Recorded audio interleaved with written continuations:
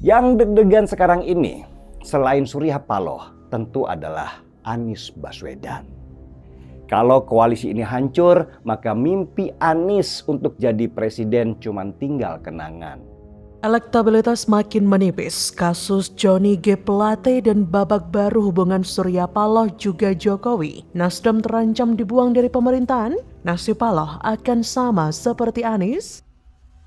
Ini yang kemudian menurut beberapa survei, termasuk survei yang kita lakukan, bahkan survei Litbang Kompas yang terbaru, Anies itu bukan hanya turun, tapi makin kempes perolehan suaranya.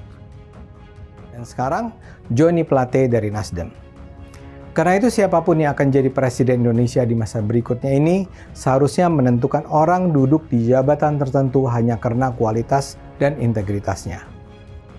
Menteri Komunikasi dan Informatika Johnny Gerald Plate mendatangi Gedung Bundar Jaksa Agung Muda Bidang Tindak Pidana Khusus Rabu 17 Mei 2023 pukul 9.10 waktu Indonesia Barat. Turun dari mobilnya, Plate langsung masuk gedung, tak berkata sedikit pun kepada wartawan.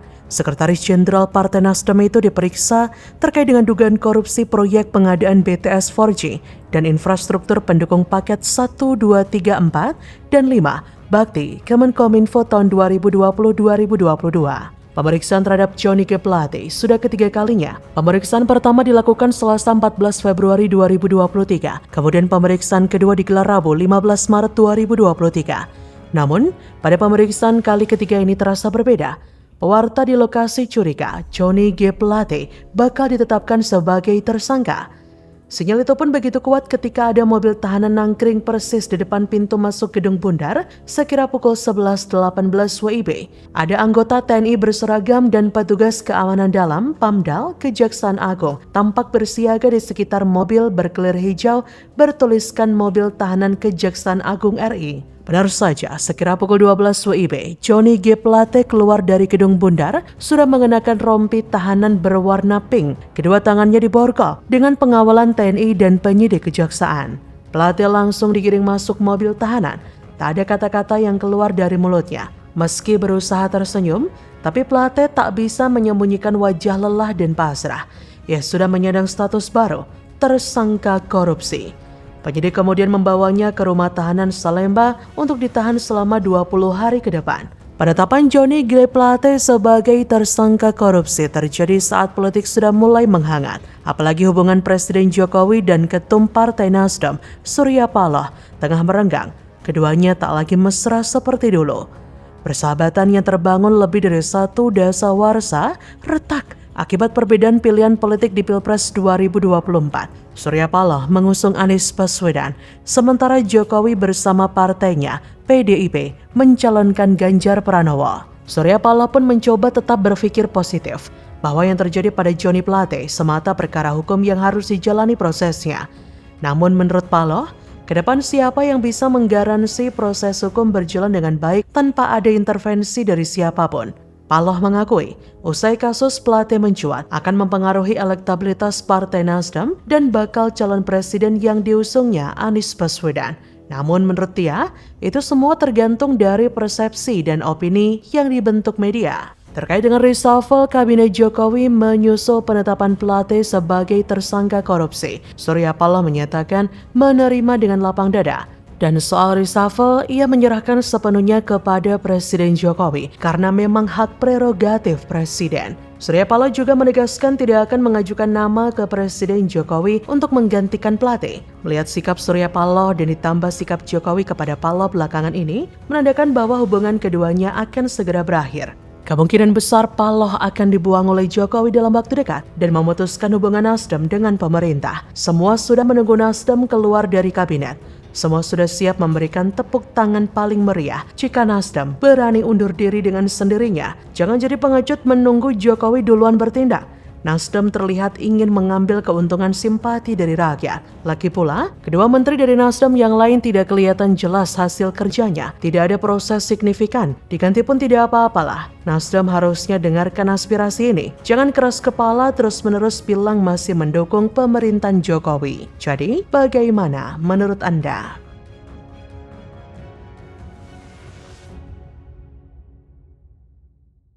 Kami anak watokna aja sama presiden. Dari awal kan Jokowi Ma'ruf Amin ini babynya Partai Nasdem. Tentu Nasdem memiliki moral sampai selesai pemerintahan ini.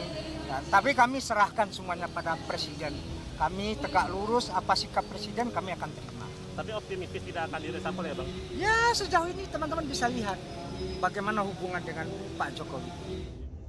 Pucat Pasi, Jokowi buka peluang reshuffle Menteri Nasdem disebut cara terbaik harmonisasi kabinet. Surya Paloh kini terpantau ketar-ketir, posisi Anies akan gagal nyapres juga. Ditulis oleh tim redaksi jurnal dikutip dari berbagai sumber. Ya saya bisa pahamin itu, pasti Pak Jokowi menempatkan positioning beliau barangkali sebagai pemimpin koalisi partai-partai pemerintahan ya.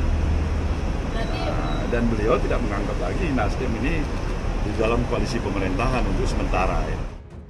Pegiat media sosial John Sitorus menyoroti Presiden Joko Widodo yang mengakui soal potensi penggantian menteri dari Partai Nasional Demokrat atau Nasdem.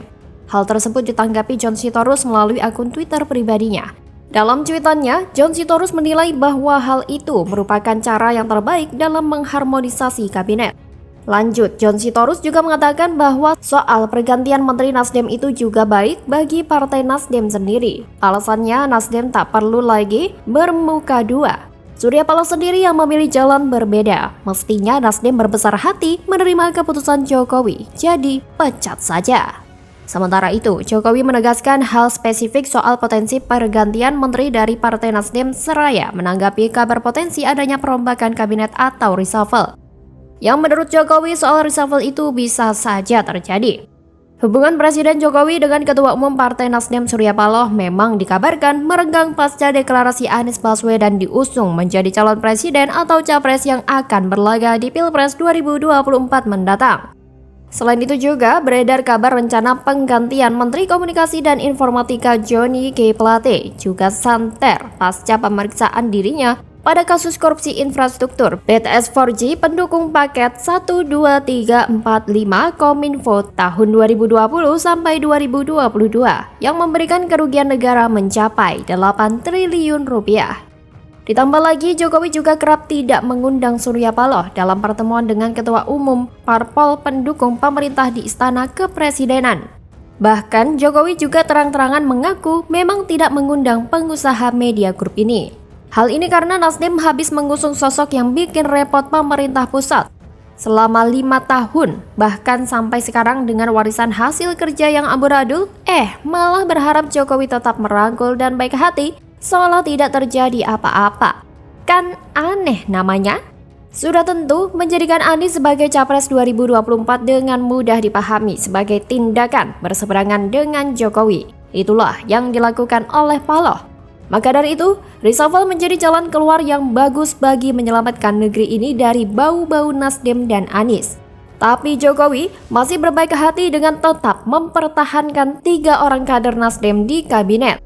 Walau banyak pihak yang mendesaknya untuk melakukan reshuffle, banyak yang tidak mengerti akan tindakan abnormal Jokowi tersebut.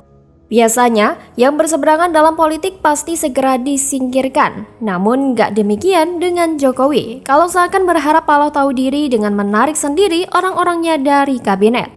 Hal yang tidak terjadi sampai detik ini. Tidak punya rasa malu, harga diri, atau kadung menikmati jadi bagian dari kekuasaan, hanya Paloh yang tahu. Atau takut jadi orang yang dirkuasa, nggak tahu juga. Seni mengalahkan lawan dengan halus menyingkirkan dengan tidak memecat, tampaknya dilakukan Jokowi sekarang ini. Selain membiarkan 3 menteri Nasdem di kabinet, Jokowi juga tidak memecat Nasdem dari koalisi pemerintah bersama parpol pendukung Jokowi. Caranya halus, tidak mengundang Paloh ketika melakukan pertemuan dengan para ketua umum parpol pendukung pemerintah di awal Mei yang lalu. Ternyata, tindakan tersebut lebih menyakitkan bagi Paloh yang merasa sangat berjasa bagi karir politik Jokowi, sering mengungkit kenangan indah bersama Jokowi di masa lalu tanpa sadar bahwa kesalahan besar telah dilakukannya, layaknya berkhianat pada seorang sahabat dengan memilih jalur sesat, yakni mencalonkan Anies yang berpotensi membuat masyarakat menjadi tidak sehat. Dengan cara ini, mungkin membuat Paloh tidak nyaman dan tidak betah, yang akhirnya membuat Paloh keluar dari kabinet Jokowi. Jika itu terjadi, sudah pasti banyak kader dan pendukung Nasdem akan meninggalkan Paloh. Dan mungkin juga akan berefek pada pencapresan Anies. Karena banyak yang hengkang, otomatis pendukungnya akan berkurang. Dan rakyat akan menilai Anies tidak pantas menjadi penerus Jokowi. Bagaimana kalau menurut Anda?